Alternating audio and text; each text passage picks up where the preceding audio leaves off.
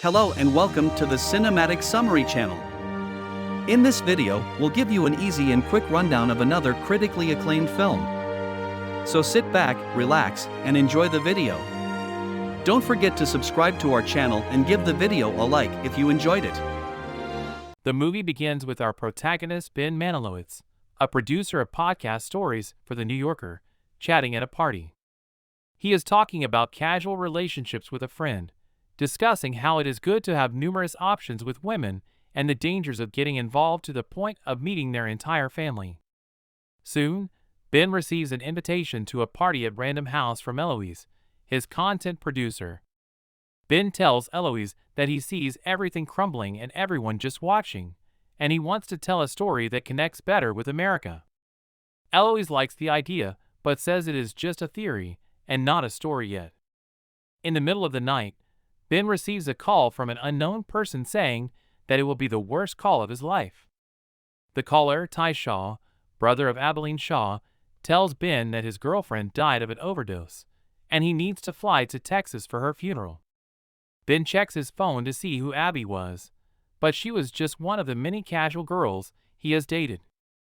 Ty tells Ben that his sister always spoke highly of him, and he cries as he apologizes and offers to pick Ben up at the airport. Ben, seeing Ty struggling with his emotions, empathizes and agrees to attend Abby's funeral. Ty picks him up from the airport. At the funeral, Abby's mother, Sharon, talks about the pursuit of success in New York that led her to meet love. Ty then asks Ben to speak. Knowing nothing about Abby, Ben improvises a speech after learning that she went to New York to pursue a music career. In the car, Ty says he feels a familial bond with Ben, who also feels a connection with the family at the funeral.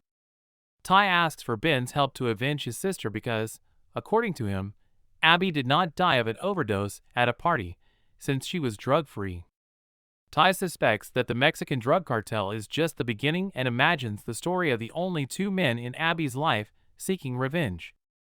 Eloise receives a call from Ben, who tells her he has a new story about American reality, where people deny the truth by inventing conspiracies to become heroes. Eloise approves of Ben investigating Abilene's death in Texas and creating a podcast about the meaning of revenge.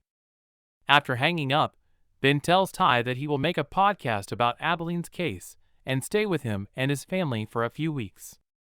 At Shaw's home, Ben meets the rest of Abby's family, her sisters Paris and Kansas, her younger brother Mason, and her grandmother Carol. During lunch, Ben explains his podcast and tells the family he needs everyone's help. He sees a family with naive, close, and welcoming figures. Ben tells the family he is good at finding connections between things and will find Abby's killer. Ty hosts Ben in Abby's room, where Ben sees pictures of Abby on the wall, including photos gathered with him and her book collection. After, he charges her phone. On the computer, Ben sees messages from Abby trying to show him her music, but he is distant and not paying attention to her. When he tries to see Abby's phone, it is password locked. The next day, Ben continues his podcast and meets Crawl, Ty's friend, who tells him that Abby was an angel and the only drug she took was Advil. Crawl says the two cops in that town are idiots and found Abby dead at Sanchelo's after party, a drug dealer who's been obsessed with her since high school. Ty explains that Sanchelo would call his sister every night, and they would talk for hours on the phone. He also explains that they do the after party in the oil fields, which are between different jurisdictions, and corpses have been turning up there lately. Later, Ben does the podcast with the Shaw family and discovers that they love Whataburger fast food, which seems to be a joy for the family. They explain they prefer Whataburger to any other fast food because it's like the love of a family at Christmas. Afterward, Ben goes to the local studio where Abby recorded her demo music. There, he meets the music producer Quentin Sellers, who is working on a recording, but the girl singing is not doing well. Quentin tells the girl that the universe began with a sound, and she needs to record the sound of her passage through life on Earth in the music of the universe. Ben does the podcast with Quentin, an eccentric and charismatic guy with a university degree who shows he has the gift of inspiring his singers. It surprised Quentin that Ben is doing a podcast about Abby and has never heard her sing, so he hands him a pen drive with her music. At night, Ben listens to Abby's recordings until Mason, her younger brother, enters the room asking if he can sleep on the floor. The next day, Ben creates a series of recordings for the podcast, goes to the cemetery with Ty to see Abby, and records her mother, her sisters, and Quentin. Later, Ben receives a call from Eloise praising the work and loving the family. Then, Ben makes recordings at a rodeo accompanied by the Shaw family, and tries some junk food he has never eaten before. After a long advertisement for energy companies sponsoring the rodeo, Ben gets booed by the audience. By accident, he cheers for the Texas Longhorns while the crowd was rooting for the Texas Tech Red Raiders. At a party with music and dancing, Kral points to Ben and Ty, signaling that Sanchelo is present at the party. Ben introduces himself to Sanchelo as a journalist and starts the podcast, wanting to know his version of Abby's story. The two join in a reserved room, and Sancho reveals he was friends with Abby since high school. Sancho tells Ben that Abby used to narrate the Harry Potter books to him over the phone because his mother did not allow him to read them for religious reasons. He says that on the day of Abby's death, he was in Tulsa with his niece at the Adele show, and someone had to take Abby to the after party so she could get in there. Later, Ben calls Eloise and tells her that the story of Abby's murder might be true, so she instructs him to be more cautious with the podcast. The next day, Ben goes to the town police and encounters two idiots, but they tell him that the post-party is not in their jurisdiction, but rather in the sheriff's. So, Ben goes to Sheriff Jimenez, but he says that politics does not allow them to open cases and processes where oil pumps are present. Ben starts his podcast, and quickly, the sheriff shows him pills of oxycodone that they don't know who sells, but it's on the route of the oil fields. The sheriff says that the after party is where most overdose deaths occur, and Ben sees the footprints at the scene of the bodies, which imprint the cowboy star.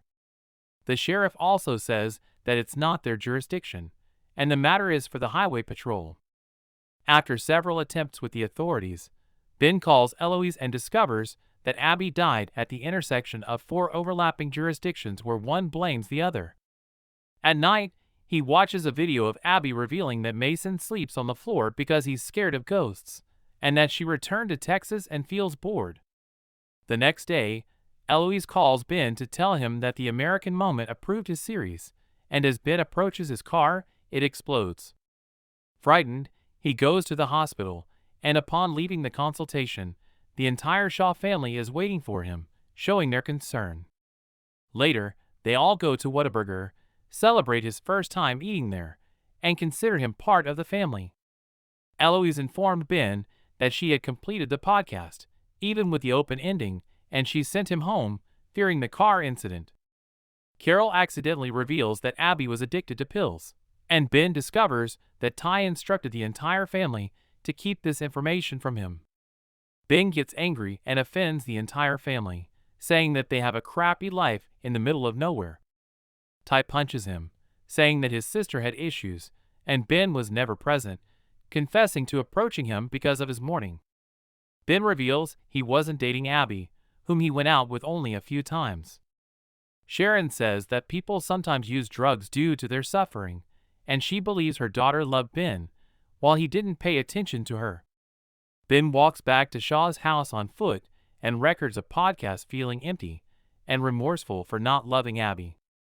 In the bedroom, Mason reveals Abby's cell phone password, and Ben discovers why there were so many pictures of him on the wall, phone, and in her life. In the conversation with a contact named Ben, Abby says that she used the name of a guy she hooked up with in New York so that no one would know about them. She tells how she finds her family cute, believing that she's dating a writer named Ben from New York. In the last conversation, the mysterious person thinks the name she used is a genius one and says that he'll see her at night. In the last message, Abby makes a distress call, revealing that this person abandoned her when she died. With Ty's gun, Ben is taken by Mason to the party in the oil fields.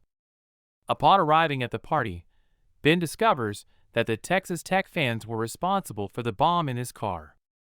He later meets up with Crawl and Ty, who are annoyed by Ben wearing his cowboy clothes and carrying his gun.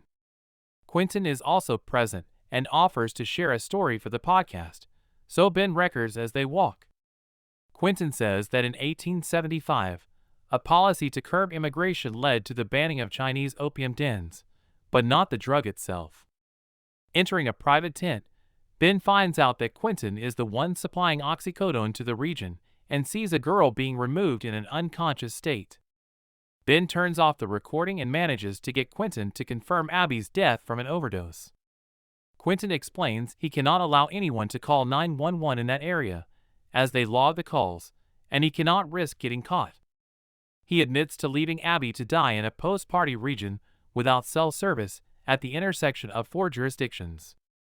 Ben shows he was recording everything on his phone, and Quentin is unfazed, claiming that killing and letting die are different things.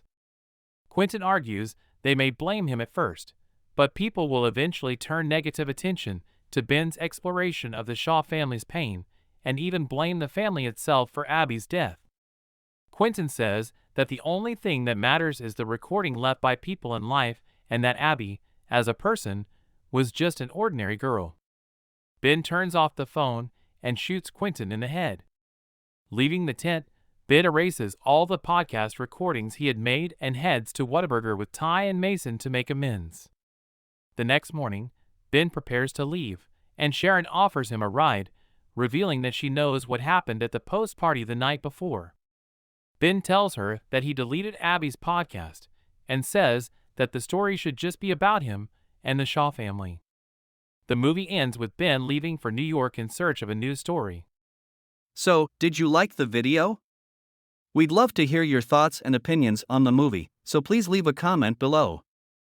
Also watch other of our summaries of the best movies in cinema. Thanks for watching, and we'll see you in our next video.